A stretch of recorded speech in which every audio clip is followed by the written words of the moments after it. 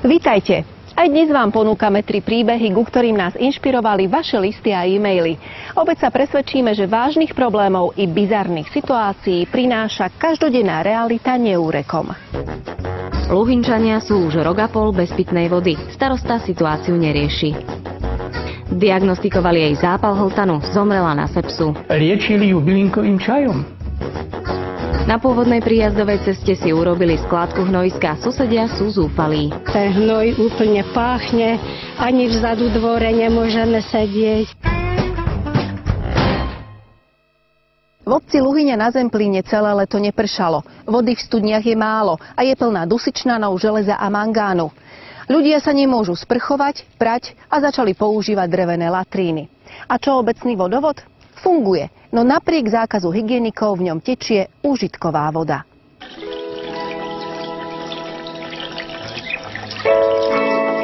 Luhynský vodovod je v obecnej správe. Obec ho prevádzkovala a za odber vody inkasovala od občanov poplatky, ktorými platila dodávateľovi vody. Problém nastal v marci minulého roku. Kvôli nedoplatkom a platobnej neschopnosti obce Východoslovenská vodárenská spoločnosť zastavila dodávky a vodovod odpojila. Je to dosť značná suma, lebo tam nám vzniklo aj so všetkým 13 000 nedoplatokov. Podľa starostu nedoplatok vznikol kvôli zlému technickému stavu. Vodovod je 23-ročný a sú úniky vlastne, kde sú poruchy. Luhynčania chceli vedieť, prečo odrazu vodu nemajú, aj keď za ňu roky poctivo platili. Viackrát požiadali starostu, aby zvolal verejné zhromaždenie. Pomohla až petícia. Áno, dokonca petičnou formou. Pán starosta nebol schopný urobiť niečo podobné sám od seba, lebo jednoducho sa zrejme hanbí, alebo ja neviem, z akých dôvodov možno nemá guráž urobiť alebo postaviť pred ľudí a povedať im pravdu do očí. Na zhromaždení starosta informoval ľudí, že vzniknutú situáciu vyriešil napojením vodovodu na obecné studne. Ktoré nestačia, samozrejme, že sú hlavne pred poobede a pred večerom, že niekedy nestačia tie zdroje doplniť ten vodovod. Tak sa stáva, že nie stále je voda, ale väčšinou je. A keď o 11. v noci, tak keď o 5. ráno, tak no ale žiaľ Bohu, kedy ja chcem vodu, že by som pustila, tak vtedy nemám. Keď už vyťaháme svoje studne, tak musíme striehnúť v noci a kadejak, že by sme mali vodu. Neznám, kedy som zapla naposledy boiler. U nás vnúka, že by sme mali toaletu, to sa nedá, lebo to, keď troška púšťa vodu, to nevytlačí do nádrže. Máme vodu, ale to len také, že nám stečie akurát tak dole do pivnice a hore už nevytlačí už vodu. Kúpu sa jedno po druhom, pretože najprv sa okúpe malý, to je rok a pol má, a potom tá 3-ročná, pretože ináč to nejde. Pitnej vody si kupujeme si vodu. Ako je to u vás doma konkrétne? Ja dokonca ani nikdy som nebol napojený na obecný vodovod. Využívam vodu iba zo studne a roky sa z nej aj pije. Okrem nedostatku vody má luhynský vodovod ďalší vážny problém. Funguje totiž bez súhlasu hygienikov a úradu životného prostredia. Zistili sme, že vodný zdroj nie je vhodne umiestnený, nemá ochranné pásmo, nespĺňa mnohé iné kritériá na to, aby mohol slúžiť ako zdroj pitnej vody. Výsledky laboratórneho rozboru zároveň potvrdili nevyhovujúcu kvalitu vody. Mikrobiologicky bola voda bezchybná, teda bola v súlade s normou, ale chemicky tam bol závažný rozpor s normou, najmä v tej ukazovateli dusičnany, železo a mangán. Napriek týmto upozorneniam starosta nechal vodovod v prevádzke. Občanov len upozornil, že ide o vodu úžitkovú a že nie je vhodná na pitie. Hygienici dostali inú informáciu. Starosta nám písomne oznámil, že občanom nedodáva žiadnu vodu a že túto úžitkovú vodu, tzv. Prevádzkovú vodu, používa len obecný úrad na svoje prevádzkové účely. V septembri 2011 teda hygienici prestali vykonávať štátny zdravotný dozor.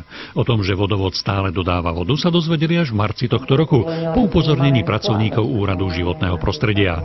Tí v Luhyni vykonali kontrolu, zistili, že vodovod funguje v rozpore so zákonom a uložili obci pokutu. Pokuta bola udelená obci za porušenie zákona o verejných vodovodoch a kanalizáciách. Aké výške? 1000 eur. Zaplatila vôbec? Nezaplatila, lebo je vo finančnej tiesni. Následne hygienici vydali písomný zákaz prevádzky vodovodu. Starosta ho zobral na vedomie, no ako sa zdá, z úradníkov i zákonov si ťažkú hlavu nerobí. Voda stále tečie, aj počas nášho nakrúcania. Tečie? Prečo by netečie? Je to z obecného vodovodu. Vidíte, že voda tečie, aj keď by nemala. Som prekvapený, keď tvrdíte, že ste teraz zistili, že tento obecný vodovod stále dodáva nejakú vodu pre obyvateľov. Ide o užitkovú vodu. Čiže čiste len užitková voda, ako momentálne v obecnom vodovode ide. Áno. Za dodávku tejto vody obecný úrad vyberá poplatky, ktorými hradí prevádzku čerpadiel. Ľudia platia v hotovosti 82 centov za kubík vody, teda rovnako ako keď ju ako pitnú dodávali vodári. Bolo to platené 3. septembra 9 eur aj 95 centov. Koľko stojí kubík, to naozaj neviete? Nie, nevieme. To ste sa ani nepýtali starostu, že... Tá, nebolo nám povedané, že koľko.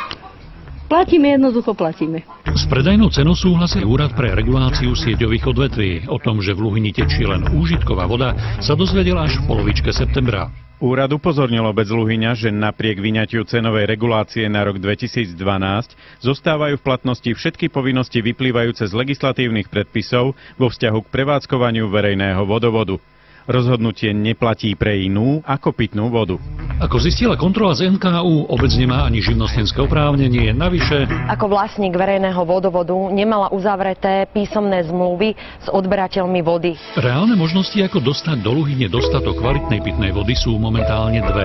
Prvou je opätovné napojenie na rozvody pôvodného dodávateľa. Východoslovanská vodárenská spoločnosť bude dodávať pitnú vodu do vodovodu Luhyňa po úhrade pohľadávky vo výške 13 812 eur a po zaplatení nákladov súvisiacich s napojením odberného miesta. Všelakým možným spôsobom sa snažím niekde zohnať peniaze na vyplatenie toho dlhu. Kde? Pýtal som sa na pôžičku, ako bankovú pôžičku, proste tá neprichádza do úvahy. Tak zatiaľ neprichádza do úvahy. Neviem. Aké iné riešenie? Konkrétne teraz vám neviem na toto odpovedať. Luhyňa má dlhoročné dlhy a väčšina jej majetku je pod exekúciou. Ťažko preto uveriť, že v tejto situácii starosta nevyužil pomoc, ktorú mu ešte v minulom roku ponúkli dvaja miestni podnikatelia. Na verejnosti som vystúpil a som povedal, že dáme zálohu na daň z nehnuteľnosti, pretože platíme, čo ja viem, 2 alebo 3 roky dopredu, s tým, že by sa toto zrovnalo a voda pustila. Nebol by problém pomôcť obci s tou likvidáciou dlhu vo Východoslovanskej vodorenskej spoločnosti a následne zapojením pitnej vody pre obyvateľov obce. Starosta na ich ponuku nereagoval a dnes už títo podnikatelia svoju pomoc podmienujú jeho odchodom zo starostovskej stoličky. Druhou možnosťou, ako dostať do Luhyne vodu, je prevzatie luhynského vodovodu do správy vodárenských spoločností. Naša spoločnosť bola obcov Luhyňa oslovená 4. júla 2012. Následne sme zaslali návrh zmluvy na prevádzkovanie vodovodu. Odvtedy sa nám starosta neozval. Podmienky prevzatia vodovodu do správy VVS boli starostovi zaslané 6.4.2011. Zo strany obce neboli dodnes tieto podmienky splnené a akceptované. Ide predovšetkým o predloženie prevádzkového poriadku a plánov obnovy vodovodu. Aj tieto dokumenty však obci chýbajú. Obec nemala vypracovaný prevádzkový poriadok, nemala vypracovaný plán obnovy verejného vodovodu a takisto aj nevykonávala obnovu verejného vodovodu. Skoro každé jedno zastupiteľstvo sa preberá tento problém. Kedy to bolo naposledy? Naposledy pred 3 mesiacmi. 3 mesiace dozadu? Áno. Nad takýmto laxným a zákony ignorujúcim prístupom starostu a obecných poslancov je možné len neveriaco krútiť hlavou. Preverením postupu obce pri prevádzkovaní verejného vodovodu bolo zistených 11 porušení zákona. Pre neschopnosť vyriešiť problém s vodou bolo na starostu Luhyne podaných niekoľko trestných oznámení. Paradoxne, aprílové referendum za odvolanie starostu bolo neplatné pre nízku účasť oprávnených voličov. Napriek tomu pred našou kamerou dal starosta verejný prísľub. Poviem otvorene, pokiaľ sa mi to do mesiaca nepodarí dať na pravú mieru, naozaj odstúpim. To znamená, ak do mesiaca nebudú občania v Luhyni mať v obecnom vodovode pitnú vodu a dostatok tej vody, vy ako starosta odstúpite?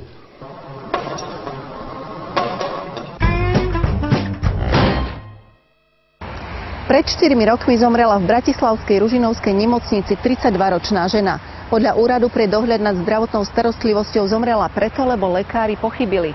Napriek tomu nemocnica odmieta vyplatiť pozostalým odškodné. Od prednostu kliniky, ktorý vyšiel z miestnosti, sme počuli, ešte som to nezažil.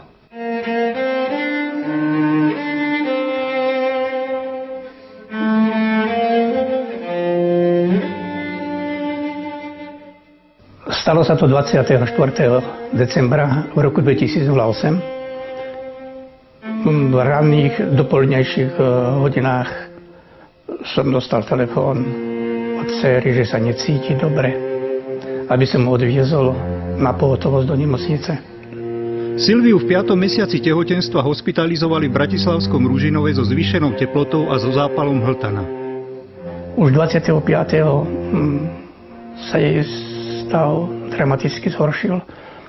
Bolelo ju veľmi v hrudníku, slabo chodila a jej kázali piť prieduškový čaj, pľúcny čaj a kadejaké iné čaje.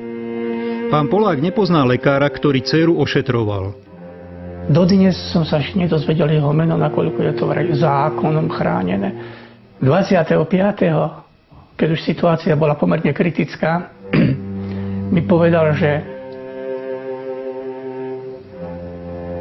stav vašej dcery je stabilizovaný. Podľa informácie pána Poláka počas prvých dní hospitalizácie nikto z lekárov nenariadil vyšetrenie rentgenom, aby neohrozil plod. Navyše cez Vianoce nesiahli ani po rozbore krvi, či po iných špeciálnych vyšetreniach. 26. sa však situácia veľmi rapídne zhoršila. Po polnoci o 1 alebo 2 hodine musel ísť na gynekológiu a nastal abort. No ale potom to upadla tom šoku, z ktorého sa údajne prebrala, ale okolo 10:00, neviem presne hodinu, už upadla do šoku absolútneho. No a o 18:00 hodine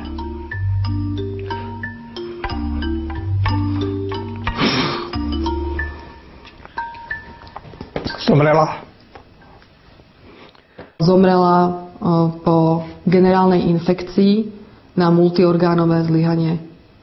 Diagnóza o sepse sa objavila až po pitve, predtým lekári liečili laryngitidu najmä bylinkovými čajmi a plod nepoškodzujúcimi slabými infúziami. V januári, 27. januára 2009 som sa obratil listom na Úrad pre dohľad nad zdravotnou starostlivosťou a po 9-mesačnom vyšetrovaní som dostal 7-stranovú správu. Zo strany službu konajúcich internistov nebola vykonaná včasná a dostatočná diagnostika a neboli vykonané všetky zdravotné výkony na určenie choroby so zahájením včasnej a účinnej liečby. Akým spôsobom bol postihnutý Ružinov? Samotná nemocnica po ukončení dohľadu prijala nápravné opatrenie, konkrétne zorganizovala teda seminár, ktorý bol zameraný práve na toto ochorenie, ktorého sa prípad týkal. Úrad toto nápravné opatrenie akceptoval. Vzhľadom na atypický a zriedkavý priebeh tohto ochorenia úrad ďalej nepristúpil k uloženiu pokuty v nemocnici.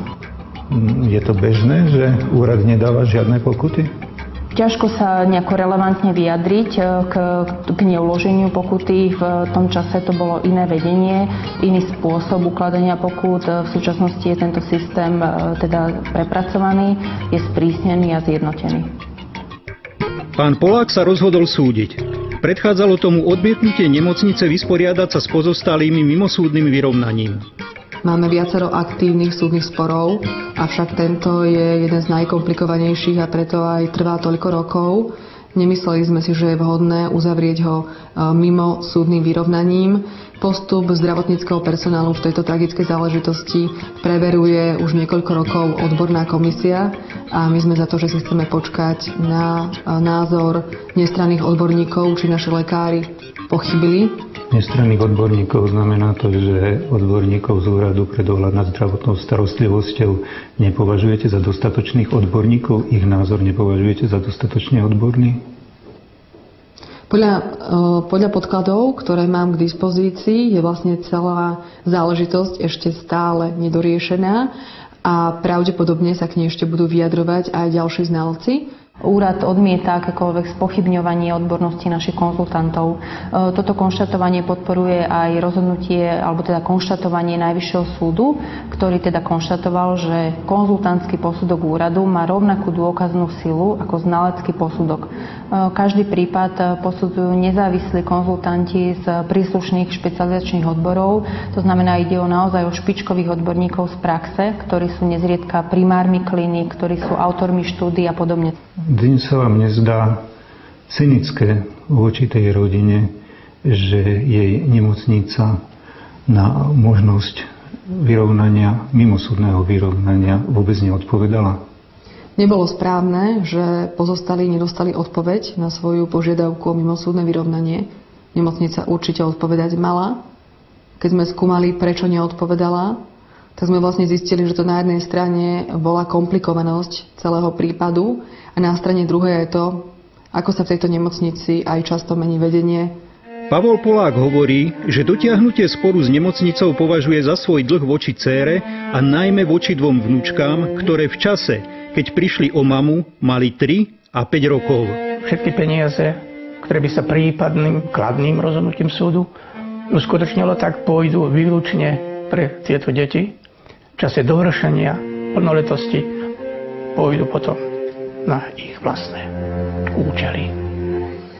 Veľmi veľa bude záležať od samotného odporcu nemocnice, ako sa zachová, či sa bude rezolútne brániť tomuto nároku. Samozrejme za tým účelom bude viesť dokazovanie. Predpokladám, že bude navrhovať znalecké dôkazy, ktoré budú môcť vyvrátiť ten názor Úradu pre dohľad nad zdravotnou starostlivosťou, že k pochybeniu naozaj došlo.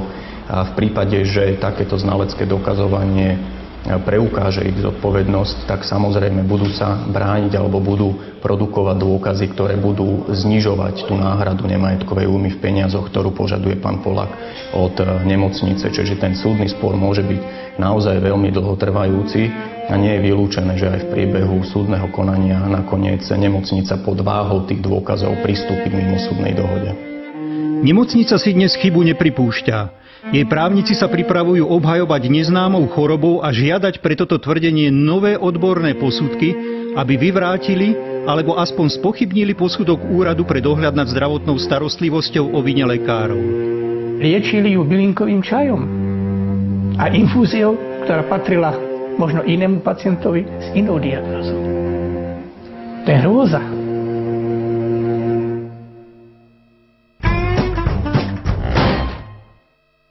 Príjazdová cesta slúžila ako prístup na polia a k záhradám.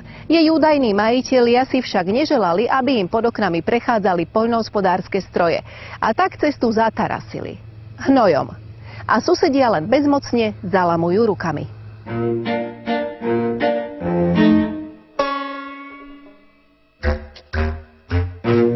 Odkedy sa najstarší obyvatelia obce Vlky pamätajú, na tomto úseku bola príjazdová cestička k poľu a do lesa, až kým sa prisťahovali noví susedia a v lani koncom júla cestu zatarasili.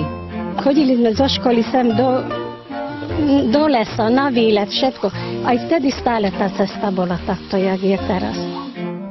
Spočiatku bolo všetko v poriadku, no susedia pani Juliany si za domom postavili menšiu konskú farmu, kde poskytujú nový domov zvieratám, ktoré už nikto nechce. Chovať v záhrade 7 koní, 2 oslov a 1 poníka je síce nezvyčajné, ale keďže ide o záchrannú stanicu a nie farmu na podnikateľské účely, zákon neporušujú. Čo chcete najprv sa pozrieť a potom porozprávať, najprv porozprávať a potom najprv sa asi pozrieme, že teda ako to tu ale máte. Nič silovať, prosím. Neskôr si to pani Koleková rozmyslela a nakrúcať nám dovolila. Toľko zvierat na jednom dvore prirodzene narobí veľa neporiadku. Konské exkrementy najprv hádzali Kolekovci na prenajatý pozemok za farmou.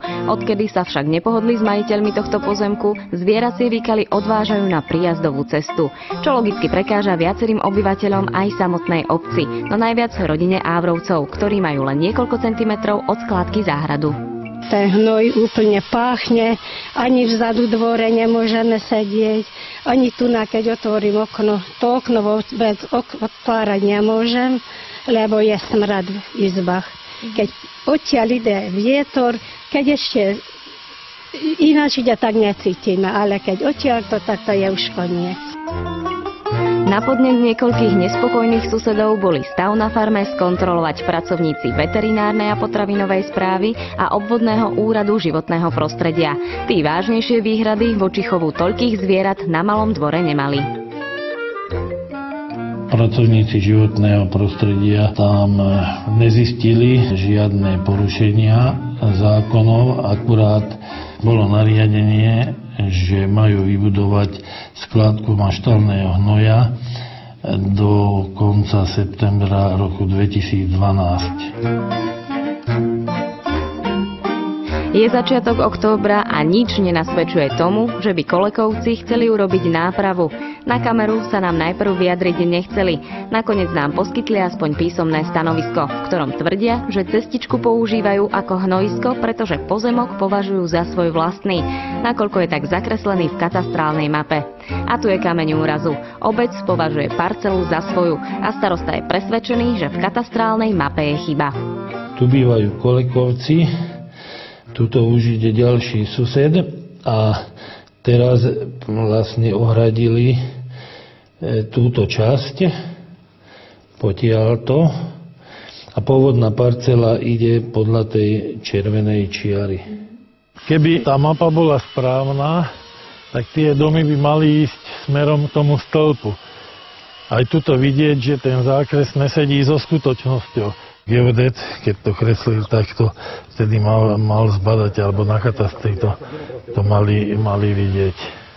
Bohužiaľ, takéto chyby sa vyskytujú. Nemožno povedať, že by to boli len chyby úradníkov. V podstate tieto chyby vyplývajú z toho stavu, ktorý tu bol v minulosti, keď bola nedostatočná evidencia pozemkov, ich zakreslení v katastrálnom operáte, alebo došlo k chybe pri prepise týchto starých záznamov do súčasných záznamov katastrálneho operátu.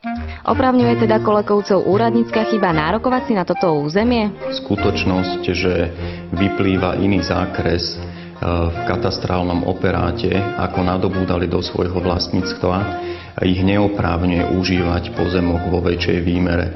Podľa mňa rozsah toho majetku, ktorý nadobúdali, bol v kúpnej zmluve presne vymedzený výmerov v metroch štvorcových a táto nesúhlasí so zápisom alebo zakreslením toho pozemku v katastrálnej mape. Takže oni podľa môjho názoru môžu užívať len tú výmeru, ktorú nadobúdali do svojho vlastníckeho práva. Starosta obce sa preto obrátil na kataster so žiadosťou o opravu chyby. Kataster mu ale nevyhovel, nakoľko ide o vlastnícky spor a v tom prípade je potrebné obrátiť sa na súd. Katastrálny úrad nemá inú možnosť ako odkázať sporové strany na súd, ktorý jediný môže rozhodnúť o odstránení takéhoto nedostatku. Takže sa obec obrátila na okresný súd v Pezinku spolu s návrhom na vydanie predbežného opatrenia, aby dotyční cestu sprístupnili, železnú rampu odstránili a hnoj vypratali. Okresný súd v Pezinku tomuto návrhu vyhovel. Z toho, že okresný súd rozhodol alebo povolil predbežné opatrenie, nemožno prejudikovať alebo predvídať, ako rozhodne v samotnej podstate veci. Predbežné opatrenie sa ale Kolekovcom nepáčilo a preto sa odvolali na Krajský súd v Bratislave, ktorý rozhodnutie okresného súdu pozmenil a zamietol. Pretože parcela nie je definovaná ako miestna komunikácia a k pozemkom sa dá dostať aj inou cestou. Z druhého konca dediny vedie ešte polná cesta, ktorá je vo vlastníctve súkromnej osoby. Existuje ďalšia cesta, ktorá je tiež vo vlastníctve fyzických osôb, nie vo vlastníctve obce. O tom, či má pravdu obec alebo Kolekovci, rozhodne až súd. Dovtedy budú musieť obyvatelia svoje zvyky zmeniť a k pozemkom chodiť obchádzkou. A susedia Kolekovcov budú musieť zápach vydržať. Tým odporúčajú, ak ich smrad obťažuje, nech sa obrátia na súd. Susedia predsa sú susedia, viete, jak je to. So susedmi sa hnevať, ja nerada sa hnevám s nikým. Však my máme dosť, ja som po operáciách a všetko možné, takže nie. Je vôbec potrebné zavaľovať súdy nezmyselnými žalobami, keď nie je podstatné, komu pozemok patrí, ale to, či jeho využitie neobťažuje ostatných susedov? No nie len obyvatelia obce Vlky sa sťažujú na rodinu Kolekovcov, tým vedia tiež osladiť život. pani Kolejková zavolala viackrát policajtov, že niekto niečo pálí v záhrade. Chodila s fotoaparátom a odfotila na záhradách také miesta, ktoré si myslela, že sú po ohnisku. Odkedy sa prisťahovala pani Koleková, na polícii a na súdoch sa sťažnosti od nej doslova množia. Počuli sme aj v takom prípade, že rodina mala v záhrade rodinnú oslavu, kde opekali slaninu a ona zavolala policajtov, že tam pália odpad a proste snaží sa robiť nepríjemnosti tým susedom. Kde však končí zdravá miera domáhania sa svojich práv a kde už začína zásah do práv ostatných? Naozaj sa v jednej malej dedinke nedokážu ľudia dohodnúť na slušnom spolunažívaní bez zásahu právnikov a sudcov? Veď je jednoduchšie porozprávať sa na ulici ako v súdnej sieni.